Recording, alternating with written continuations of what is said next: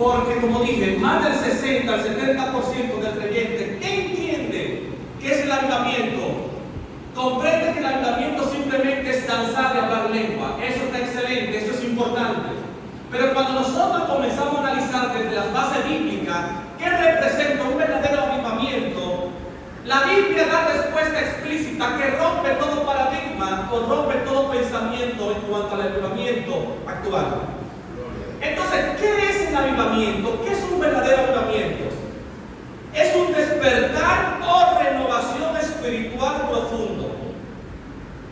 Es decir, que es un despertar o renovación espiritual profundo. Perfecto. Pero para poder entender el término avivamiento, hay que analizar la palabra espiritualidad.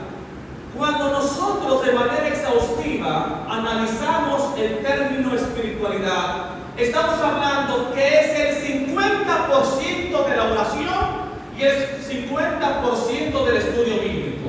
Voy a repetir. Cuando nosotros analizamos desde el punto de vista de la palabra espiritualidad, la espiritualidad está conformada por dos fundamentos importantes. Número uno, 50% de oración. Número dos, 50% de conocimiento bíblico. Estamos en un mes de oración. La pregunta es, ¿quiénes han estudiado la Biblia? ¿La estamos estudiando? Una cosa es leer la Biblia y otra cosa es estudiar la Biblia. Son dos conceptos importantes, totalmente diferentes. Una cosa es leer la Biblia y otra cosa es estudiar la Biblia. Si tú analizas, para tú entender cuando un creyente está leyendo o estudiando la Biblia, es fácil. Cuando el creyente todo el año le dicen, canta el devocional, en el devocional solamente lee los salmos, esto representa que para este creyente solamente la Biblia corresponde al libro de los salmos. La Biblia está desde el Génesis hasta el Apocalipsis. Y cuando un creyente solamente entiende que para leer en la iglesia debe de ser salmos, aunque tú no lo creas, está desarrollando una práctica de brujería. ¿Tú sabes por qué? Porque cuando tú analizas ese mundo de la brujería, te darás cuenta que los puntos fundamentales que utiliza esa entidad demoníaca siempre va a ser el libro de los salmos. ¿Tú sabes qué es lo que significa? Que en la iglesia se está practicando, bueno, no en todas las iglesias, parte de brujería, aunque tú no lo quieras creer. Entonces, ¿qué representa un verdadero avivamiento? Representa oración y representa conocimiento bíblico. Es imposible, hermano, es imposible determinar en una congregación un verdadero avivamiento cuando no existe una profundidad de la oración y una profundidad del conocimiento bíblico. Tú dirás, pero ministro, yo no sé leer. Según la psicología, existen diferentes métodos que me permiten o me dan el acceso al conocimiento. Para tú tener conocimiento bíblico, tú no tienes que leer. Hay diferentes métodos. Y uno de los métodos es escuchar, grabar los mensajes, grabar el conocimiento, grabar los estudios, y usted escucha y a través del sistema auditivo usted puede aprender. Es decir, la persona actual que lamentablemente no ora y no estudia la Biblia no está en un verdadero avivamiento. Cuando tú comienzas a analizar el texto bíblico que acabamos de leer, dice la Biblia que Daniel comenzó a buscar en los números, comenzó a buscar en los libros y se dio cuenta del problema que estaba teniendo en cuanto a la cautividad. ¿Qué significa esto? Significa que en Oseas 4:6 dice, mi pueblo ha perecido porque le faltó muchas riquezas. Eso no es lo que dice el texto. Mi pueblo pereció porque le faltó dinero. Eso es importante para el ministerio. Eso es indispensable en la economía y las finanzas. Pero dice el texto, mi pueblo ha perecido porque le faltó conocimientos. Después de la monarquía, dice la Biblia que el reino se dividió en dos bandos. Reino del norte con 10 tribus, reino del sur con 2 tribus. Dice la Biblia que pasaron diferentes profetas como Elías y Eliseo y otros profetas del reino del norte, profetizando en contra de las abominaciones y de la idolatría. Pero dice el texto que nunca, escucha bien, nunca leyeron la Biblia, nunca leyeron la Torá, nunca leyeron los libros escritos por Moisés. Hasta que llegó el imperio asirio en el año 722, mató a millares y los que quedaron vivos todos fueron expulsados al mundo entero. Hasta el sol de hoy nunca más existieron las 10 tribus, nunca más. 10 tribus del norte esparcidas, aniquiladas. ¿Por qué? Porque nunca hubo un verdadero avivamiento en el reino del norte. Solamente queda el reino del sur, 2 tribus. Venían profetas e iban profetas. Jeremías, por ejemplo, y otros más, concerniente a la idolatría. Pero dice la Biblia que actualmente en el año 606 ocurre lo que fue la primera exportación a Babilonia. Hubieron 3 exportaciones. ¿Y tú sabes qué representan las exportaciones a Babilonia para Israel? Representa algo peor que la muerte. Porque ser exportado a Babilonia representa en estar o en vivir en la nación más idólatra del mundo. Su templo fue destruido. ¿Por qué? Porque ellos no renovaron, no hubo un verdadero avivamiento en ellos. Porque cuando no existe un verdadero avivamiento, un verdadero cambio de mentalidad, lamentablemente vamos a desarrollar una misma monotonía siempre. ¿Por qué lo digo esto? Porque cuando tú tienes un verdadero avivamiento te darás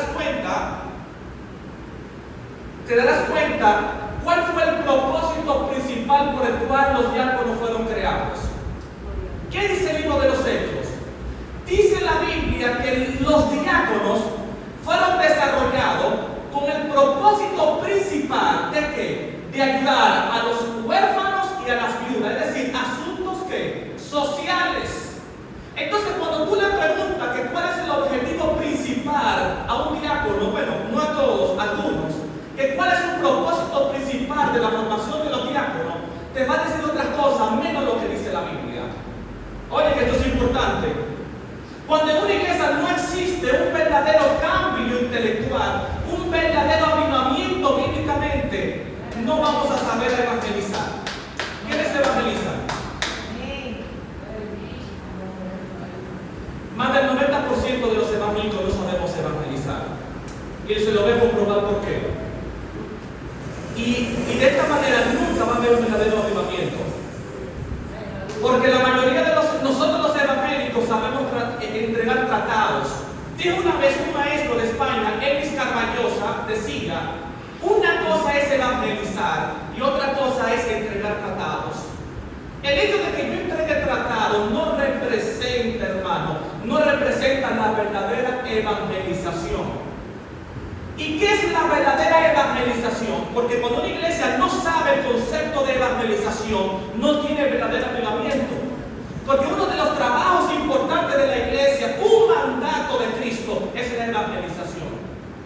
Y evangelizar desde su contexto etimológico representa predicar, enseñar con respecto a la muerte y la resurrección de Cristo. Si la iglesia va a evangelizar y no tiene la capacidad de enseñar, de predicar en cuanto a la muerte y la resurrección de Cristo, lamentablemente no está representando un verdadero avivamiento. ¿Me están entendiendo? Bendito sea Dios. Incluso un verdadero avivamiento representa una gran capacidad psicológica. Tú dirás, ¿cómo hace una gran capacidad psicológica? ¿Tú sabes por qué?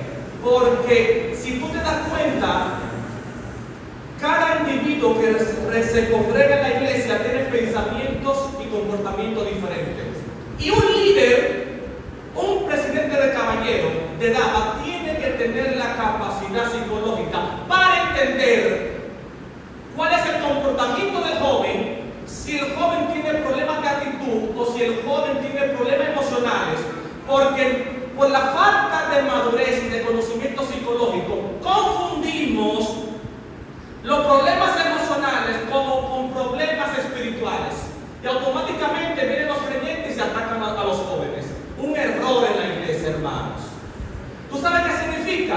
Significa que la iglesia debe de capacitarse. Talleres familiares, terapia familiar, terapia de esposos, por ejemplo.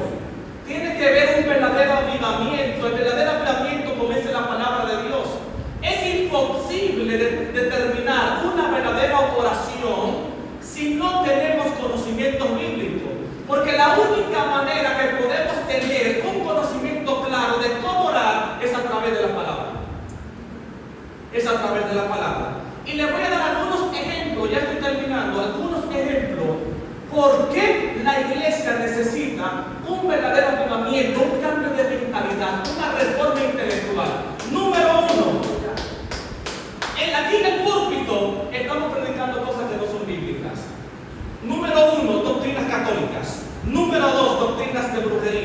Número 3, cosas que fueron inventadas por otras personas de otras religiones. Y se lo voy a comprobar. El primer punto es un templo llamado, bueno, ese lo voy a dejar para después. Dios bendice al dador alegre. Dios bendice al dador alegre. ¿Eso dice la Biblia? Eso yo lo escucho. Eso no lo dice la Biblia. ¿Tú sabes qué significa? Por la falta de ese verdadero avivamiento, estamos enseñando cosas que no son bíblicas. La Biblia no dice que Dios bendice al dador alegre. Dios puede bendecir al dador alegre. No estamos en contra de esto. Pero eso no es lo que dice la Biblia. ¿Qué dice la Biblia? Dice que Dios ama al dador alegre. Corintios 9:7, el primer libro de Corintios 9:7. Usted lo puede comprobar. Dios ama al dador alegre. No dice ningún texto bíblico que Dios bendice al dador alegre. Dios nos puede bendecir, como dije anteriormente. Pero el texto es claro. Dice, Dios ama al dador alegre. Otro punto, hermano, que no sé de dónde sacan esto, es Dios aborrece el pecado, pero ama al pecador. Puede ser una verdad, pero en ninguna base bíblica, en ningún fundamento bíblico dice esta palabra. ¿Tú sabes quién fue que dijo que Dios aborrece el pecado, pero ama al pecador? Eso viene de la mitología budista, lo dijo el Buda Gandhi. Oiga, para que usted vea. Estamos enseñando budismo, pensamiento del budismo, aquí en el altar. Y es por la falta de avivamiento, hermano. Lo pueden comprobar. Si usted lo encuentra ahí, que ese texto lo dice la Biblia, usted lo separa y lo dice ahora mismo. Pero yo no lo he encontrado.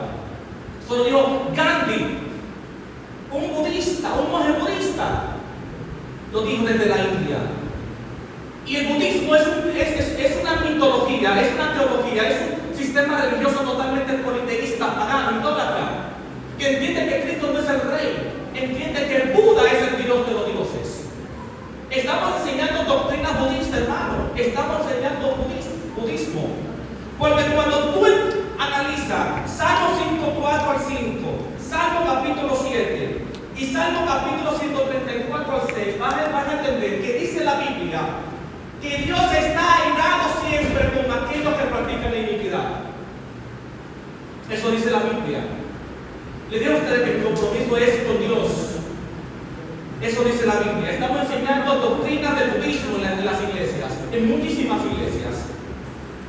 Otra mala interpretación, y es por la falta del avivamiento intelectual, es que todos dicen que había un templo llamado La Hermosa. Hechos capítulo 3, verso 10. ¿Quiénes han leído esa parte? ¿Nadie la ha leído? ¿No la han predicado? Yo la escucho siempre. Muchos dicen que era la iglesia. No, en Hechos 3:10 dice, en el templo de la puerta llamada La Hermosa. Ahora, es decir, que era la puerta del templo que se llamaba La Hermosa. Cuando tú analizas desde la era precolombina o desde la era, por ejemplo, de la Edad Media, siempre en los templos, los sacerdotes o el sistema mitológico religioso antiguo, ellos desarrollaban un nombre en las puertas de los templos o en las murallas. Por ejemplo, cuando tú vas a Babilonia, la puerta principal de Babilonia se llamaba la puerta de Istar. Si te vas aquí, desde la era de la colonización, ¿cómo se llama la puerta principal de la ciudad colonial? Está también otra puerta. Es decir, hermano, aquí lo que está diciendo bíblicamente que era la puerta que se llamaba La Hermosa. Estamos enseñando doctrinas falsas, hermanos. Doctrinas falsas. Estamos enseñando doctrinas católicas. Hermano, mire, danzar y hablar la lengua es importante, pero para tener una verdadera renovación se necesita un cambio de mentalidad. Y ese cambio de mentalidad es a través del conocimiento bíblico. Es imposible determinar un verdadero avivamiento si no es una búsqueda intelectual, una búsqueda en la oración, hermanos.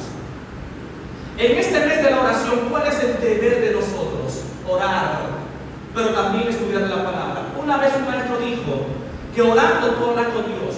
¿Y cuando Dios te responde? cuando tú estudias la palabra. No existe una palabra profética más importante que la Biblia. Buscamos palabras proféticas en diferentes personas de renombre, menos de lo que dice la Biblia. La única y verdadera palabra más importante proféticamente es en la Biblia.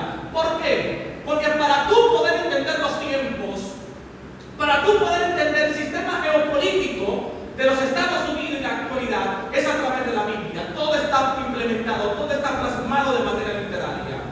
Y queremos conocer los tiempos futuros a través de los profetas, pero que estudia la Biblia. Hizo Jeremías.